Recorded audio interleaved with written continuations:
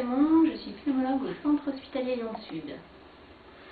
Donc nous réalisons un sujet de santé publique, de prévention et d'information sur l'asthme. Et donc nous avons quelques questions à vous poser. Donc tout d'abord, est-ce que vous pouvez nous expliquer ce qu'est l'asthme? Donc l'asthme est une maladie chronique inflammatoire des bronches. Et c'est une maladie chronique qui est une des plus fréquentes en médecine. C'est une maladie également dont la fréquence, dont l'incidence augmente régulièrement depuis ces différentes années du fait de l'augmentation des allergies. C'est une maladie qu'on garde toute une vie. Elle peut ne pas s'exprimer tout au long de la vie, mais les bronches d'un sujet asthmatique ne vieillissent pas normalement comme un sujet non asthmatique. Il y a très indiscutablement une composante génétique de cet asthme et on retrouve souvent dans les familles des patients asthmatiques des patients allergiques qui peuvent avoir une rhinite allergique, une conjonctivite allergique ou un eczéma. Et il y a souvent, quasiment dans 90% des cas, une composante génétique, ce qui fait que cette maladie n'est pas une maladie dont on peut guérir. On naît du verbe naître avec son asthme et on le conserve toute sa vie. Seulement, il peut s'exprimer de différentes façons. Est-ce que vous pouvez nous expliquer comment l'asthme évolue? Donc l'asthme peut apparaître à n'importe quel âge de la vie et déjà dès chez le nourrisson, à partir de la deuxième bronchiolite, on va parler déjà d'asthme du nourrisson. Cet asthme peut évoluer différemment et ne pas donner de symptômes pendant de nombreuses années de la vie. Parfois, il peut se traduire à l'adolescence par un asthme à l'effort ou n'apparaître que vers 20 ans ou 30 ans en même temps qu'une allergie qui va devenir symptomatique.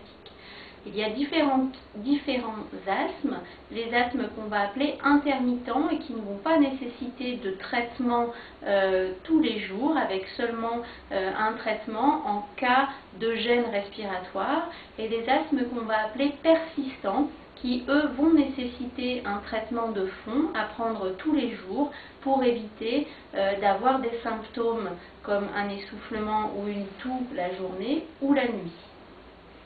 L'asthme peut aussi évoluer de façon très sévère s'il est mal traité, mal diagnostiqué ou chez certains patients pour des raisons qu'on ignore et peut évoluer progressivement à partir de l'âge de 60-70 ans vers une insuffisance respiratoire qui va être responsable d'une gêne quotidienne et parfois conduire aussi à des traitements un petit peu lourds comme par exemple l'oxygène à un stade un petit peu tardif de la vie. Est-ce que vous pouvez nous confirmer que l'asthme tue? Oui, l'asthme tue puisqu'il est responsable de 2000 décès par an en France et souvent de gens jeunes.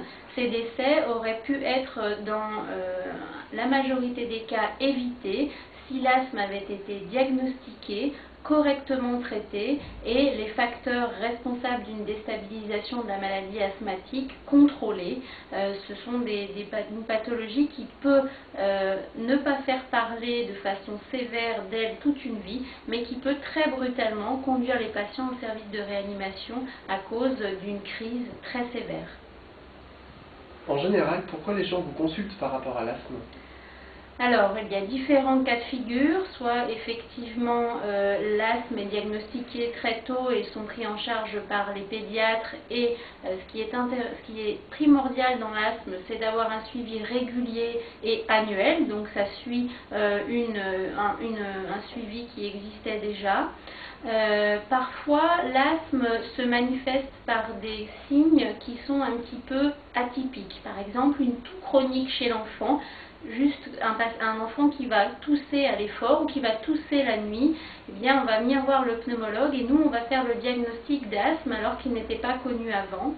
Ça peut être effectivement des médecins généralistes qui nous adressent les patients parce qu'ils ont eu leur première crise d'asthme qui s'est manifestée par un essoufflement avec des sifflements lors de la respiration.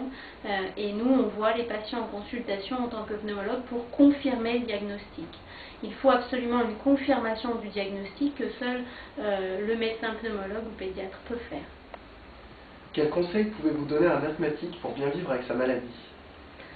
Alors tout d'abord, il faut être régulièrement suivi.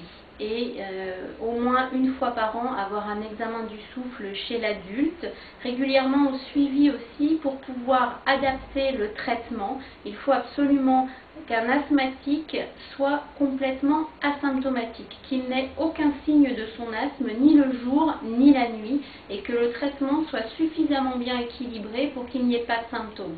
Si les symptômes persistent, il peut y avoir des modifications au niveau des bronches qui sont définitives et qui peuvent après donner un asthme plus sévère. Donc ça, un suivi régulier, être extrêmement observant avec son traitement, et c'est ce qui est le plus difficile chez les asthmatiques adolescents ou jeunes adultes qui oublient leur traitement.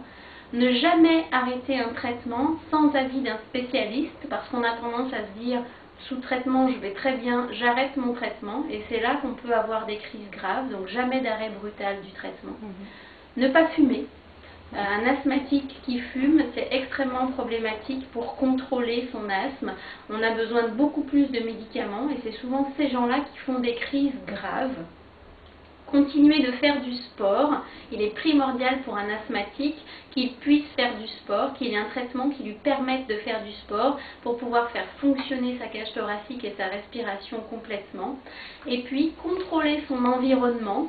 Si c'est quelqu'un qui est allergique aux acariens, eh bien il faut chez l'enfant pas de moquette, pas de peluche, pas de rideau qui puisse donner des acariens. S'il y a une allergie au chat, il faut se séparer du chat. Ou s'il y a une allergie au pollen par exemple pendant le printemps, il faut prendre un traitement anti-allergique pour contrôler cette allergie qui peut être responsable d'une dégradation ou de crise d'asthme sévère. On peut aussi, chez ces enfants ou jeunes adultes allergiques, envisager ce qu'on appelle une désensibilisation pour traiter l'allergie et pour éviter que l'asthme ne s'aggrave à certaines périodes.